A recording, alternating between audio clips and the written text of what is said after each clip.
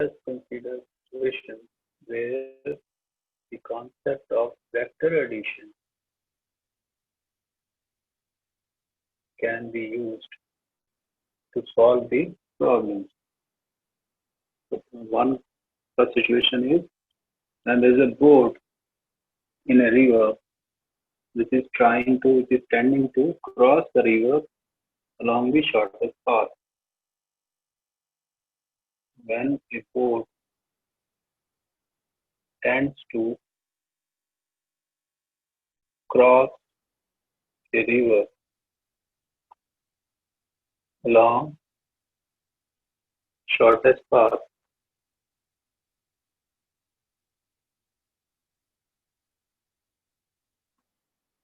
so the situation is like this. This is a river. The width of the river is suppose S, and there is a point A at which the boat is present, and we know the river there is water which is also flowing with some velocity. Let the velocity of flow of the river be v2, and the velocity of the boat,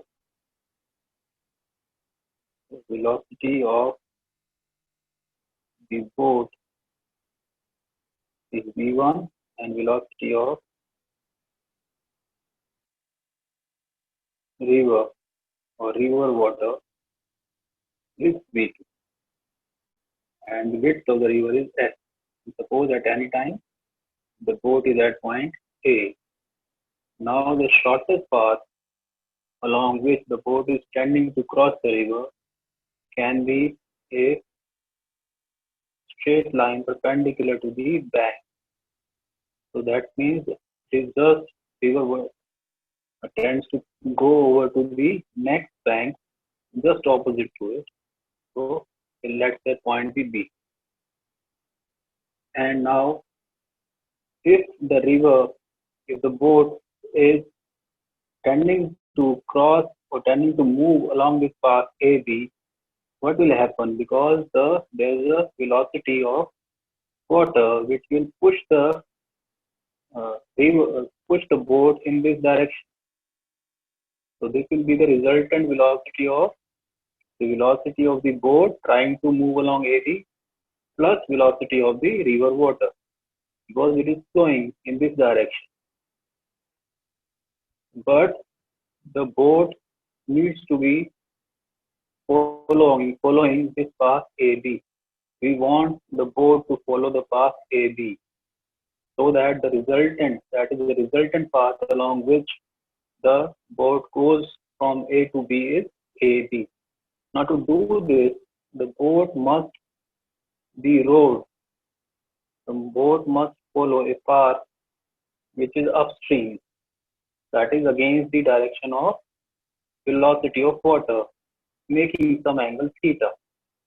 Now if the river follows this path, suppose AD, then the velocity of the boat and the velocity of the river water both will result into a velocity which will take the boat from A to B along the shortest path. So we need to understand, when the boat is moving in the river water, the velocity of the river water superimposes on the velocity of the boat, and the resultant velocity is different from the original velocity of the boat. Now we want the resultant velocity to be along AB.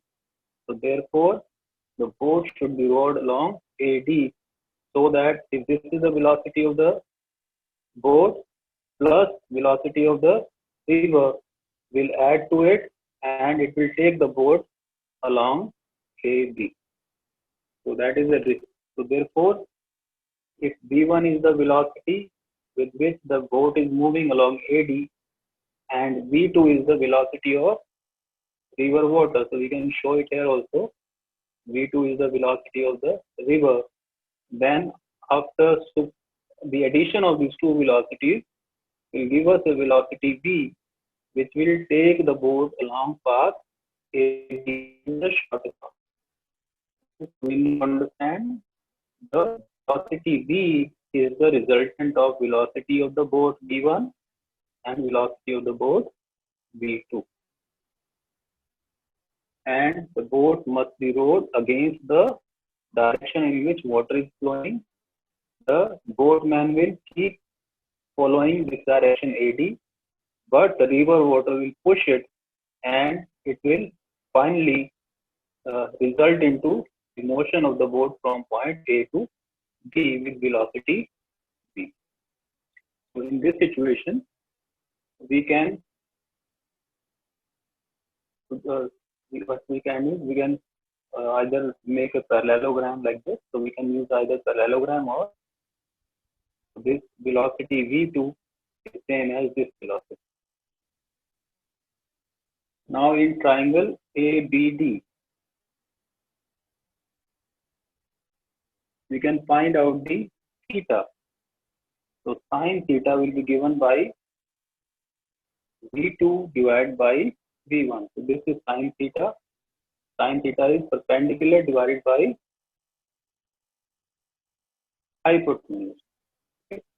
So using this expression, we can find out the angle through which the boat should be deflected from the shortest path in the upstream direction, so that finally the boat moves along AB with velocity V. So this theta we can get from if we know the velocities of the river and the boat. We can find out what will be the resultant velocity of the boat along AB.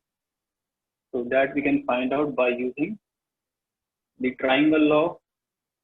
So in this triangle, or just by using this triangle, right angle triangle.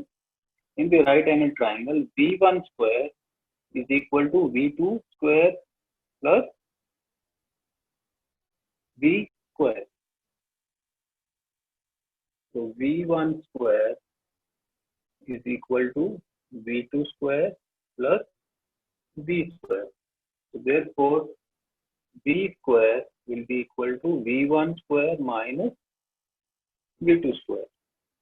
And therefore, V will be equal to V1 square minus V2 square under root. So this is the resultant velocity with which the boat will move along the shortest path AB. And if you want to find out the time of crossing the river, so how much time it took by the boat to cross the river. So T will be equal to the distance that is the AB, that is between the two shores, S divided by the velocity along this path. So this AB is equal to S, that is distance traveled by the boat, with the velocity V, because along this path the velocity of the boat is V, so it will be V. So distance traveled divided by its velocity will give you the time. Also, so S will be equal, can be written as V1 square minus V2 square under root. So this we have already found the expression for V. So using this, we can find out the time that the boat takes to cross the river along the shortest path. So the next situation is when the boat tends to cross a river in shortest time.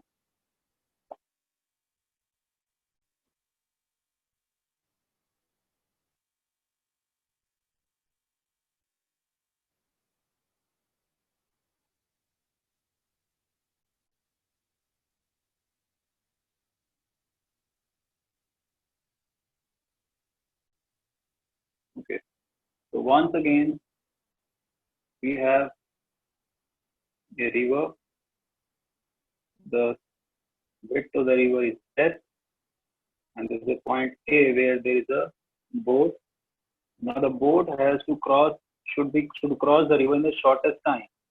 Now, for the shortest time to be taken by the boat to cross the river, it must be rowed. It must keep following the path AB, that is the shortest path. So, whatever be the velocity of the boat, if it has shortest path to move from one point to the other, the time taken will be small. So, time taken will be short if the boat keeps to the path AB. But now the boat is keeping this path AB, but because of the velocity of the river, the boat will not reach P because the river water will push it in the direction in which it is flowing. So it will deflect from its path and reach a point D instead of B. So it is keeping in this direction, but the velocity of the river water is pushing it and will be deflected by some angle theta with the direction AB, direction along AB. So now the velocity of the boat, if it is V1 and the velocity of the river is V2, then the resultant velocity along AD will be V, because these two velocities will add up and give the resultant velocity V. Okay. So V1 is along AB and V is along AD, and river water velocity is V2. Okay, now again in triangle ABD.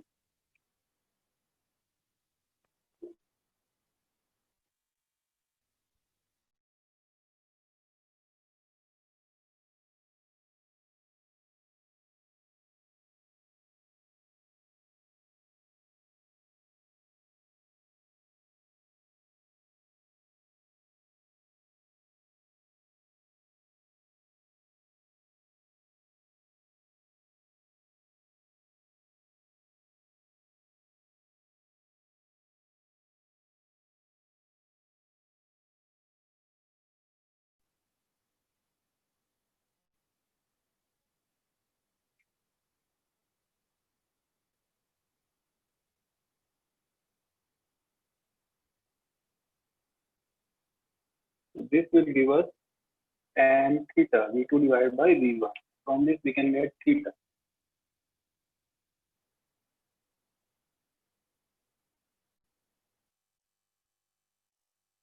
Also, we can get resultant of V. So V will be equal to V1 square plus V2 square under root. So that will be V, because V is hypotenuse now. So V is equal to V1 square plus V2 square under root. Okay, and now time of crossing the river. So T is equal to distance divided by velocity. The distance between the two shores is S. AB is equal to S. So this AB is equal to S. That is the distance between the two shores of the river. But along this path, the velocity of the boat is V1. So velocity will take V1 and the path distance will take AB, which is S divided by V1. So this will give us time. Also, time will be given by, if we consider this path AD, then if we consider this distance AD, then the velocity that we should consider is V, because along AD the velocity is V. So therefore AD divided by V will give us the time that is taken by the boat to cross the river. AD divided by V. Now what is AD again? V we know already, V1 square plus V2 square under root. Now AD we can get from the triangle. From this triangle, AD is equal to AB square plus BD square under root. Let us say BD is equal to say X. That is, the boat instead of reaching B is reaching D. So how much it is deflected from the original point? Let it be X. Then AB we know is equal to S. So therefore S square plus X square under root will give us AD. So we can write down S square plus X square under root. So using any of these expressions, we can find out the time taken by the boat to cross the river. Now let us find out X. So what is the value of X? That is how much it has deflected from this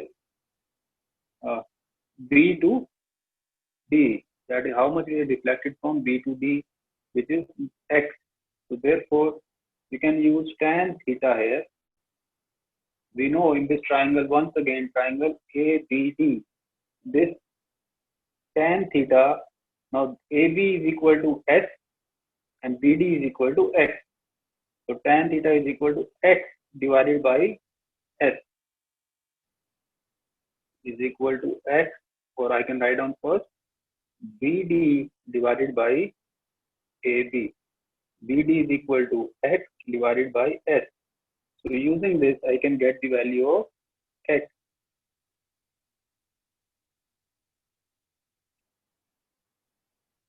X will be equal to S tan theta. So X will be equal to S tan theta. And the value of tan theta, I already know, S B2 divided by V1. So X is equal given by S V2 divided by V1. This is the expression we can use to find how much the boat has deflected, been displaced while the boat was going to go to point B and it actually reached the point D. So what is the deflection? How much distance, how much it is separated from the point B? How much the final point is separated from point B is equal to X. X we can find out using the expression S into V2 squared. Sorry, this is V2 divided by V1.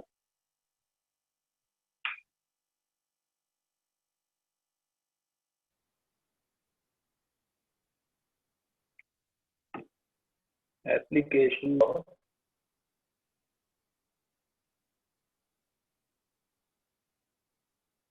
resolution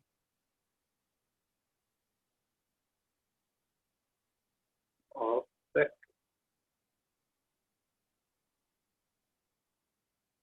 So first application. So we have discussed already resolution of vectors.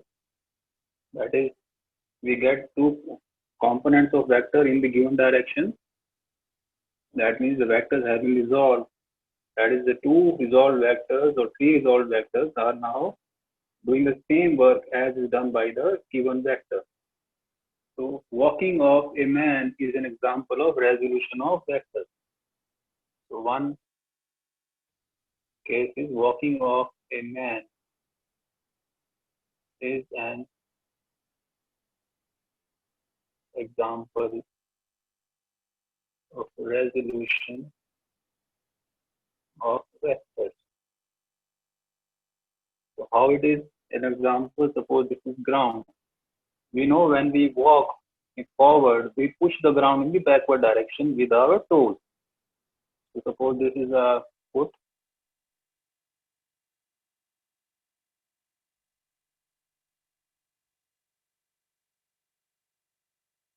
We push the ground in the backward direction with some force. And generally the force is like this, in this direction. And if F is the force with which we push the ground in the backward direction, let this force be making angle theta with the horizontal. Now in reaction, the ground pushes us with a force R. So reaction of the ground is R. So this is S vector and this is R vector. We know there's an equal and opposite reaction. So reaction is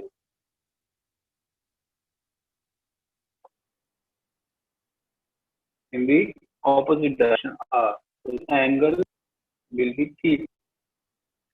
Now this reaction force, we can resolve it into two components. So that is the application of resolution of vectors. Now we are resolving this force R into two components. One along the ground. So this will be R cos theta. And another perpendicular to it. So like this. So this will be equal to this force is, so this point is O, this point is A, this point is B. Then OB vector will be equal to R sine theta. So these are two forces into which this reaction force has been resolved. So if that means the resultant of these two forces is R, and the components of this R are R cos theta and R sine theta in two perpendicular directions, one along horizontal direction, one along vertical direction. Now, if the weight of the man is say W, acting downward, so weight is acting downward and the reaction force, the component of reaction force is acting upward, opposite to it. So the effect will be, it will balance the force. This force R, this component of reaction force will balance the weight of the man, and this R cos theta is in the forward direction. It will make the man move in the forward direction. The two forces, this is actually the result of these two forces. So one component is along vertical direction, which balances the weight of the man, and the second component is in the forward direction. So this force takes the person in the forward direction. So that is why the man can move forward by pushing the ground in the backward direction at some angle theta. So this is an example of application of the resolution of two vectors. And second application is, it is easier to pull a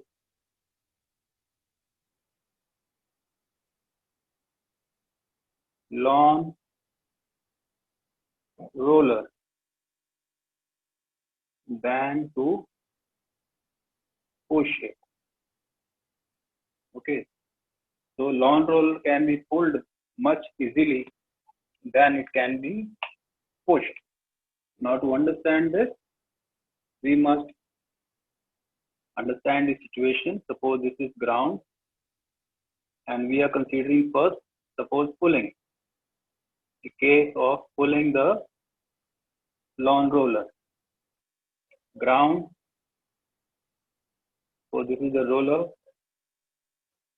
okay, and when it is pulled, there is a handle. So this is the handle, and it is being pulled, force we applied in this direction. So this is the horizontal direction, and therefore the angle, suppose, which it makes with the horizontal is theta. The force makes an angle theta with the horizontal direction. Now we can get, this is a force, we can get the component of this force, one along the horizontal direction, that is along which the roller has to move, this will be F cos theta, and another one along the vertical direction, so this direction. So this is a component of force,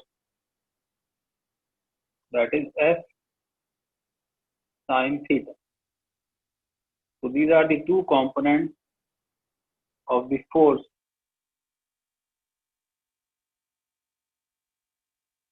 F. So once again, when it is, we are pulling the lawn roller with the help of handle, This is the direction of force while pulling. Suppose the force is given by F. Now, if it makes an angle theta with the horizontal direction, we can get two components, one along horizontal direction, one along vertical direction.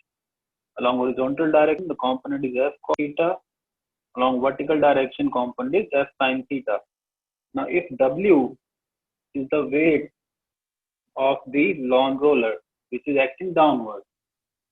So what is happening? One force is acting downward, that is the weight.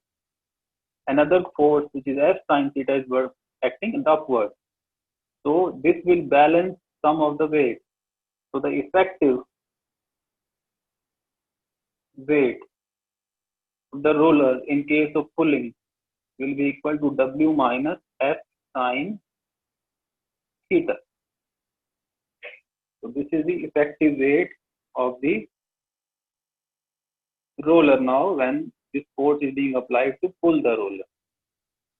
And F cos theta, because it is in the same direction in which we are trying to pull it, then F cos theta will help the roller to move in the direction of pull, which is given by this force F. So F cos theta component will help the roller to be pulled to move along the horizontal direction. So this is one case, that is pulling. Now we'll discuss pushing.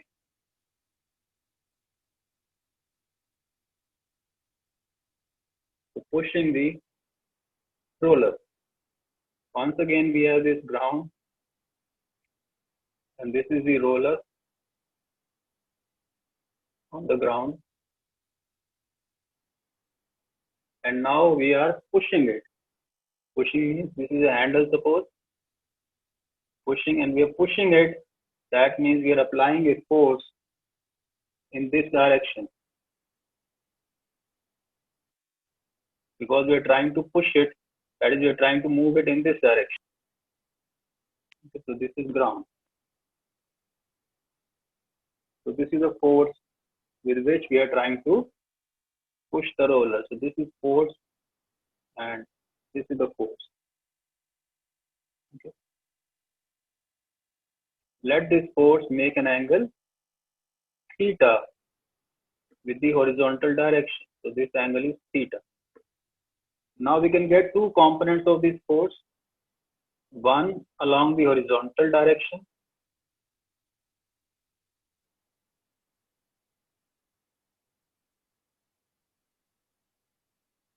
so one along the horizontal direction.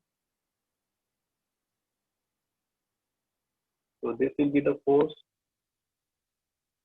which will be F cos theta.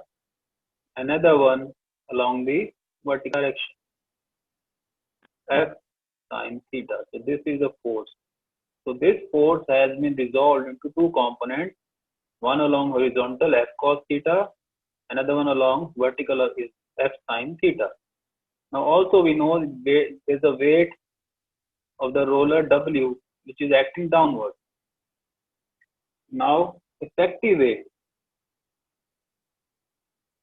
of the roller while pushing will be equal to W plus F sin theta. Now it has this force has added to the weight, because both are in same direction, so both will add up.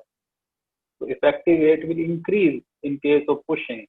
If you remember, effective weight was W minus F sin theta in case of pulling. So effective weight had decreased in pulling, but it has increased in pushing.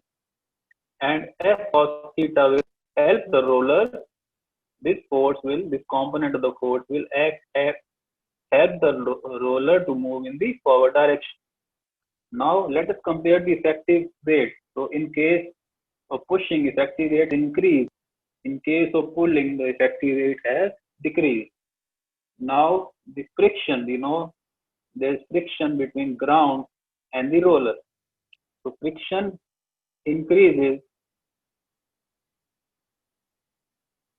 with effective weight.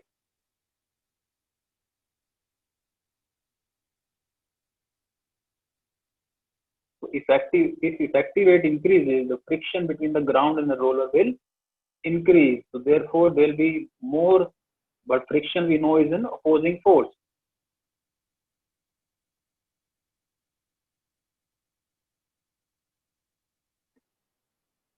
So this opposing force is more in case of pushing than in case of pulling. So therefore, it is difficult or it is easier to pull a long roller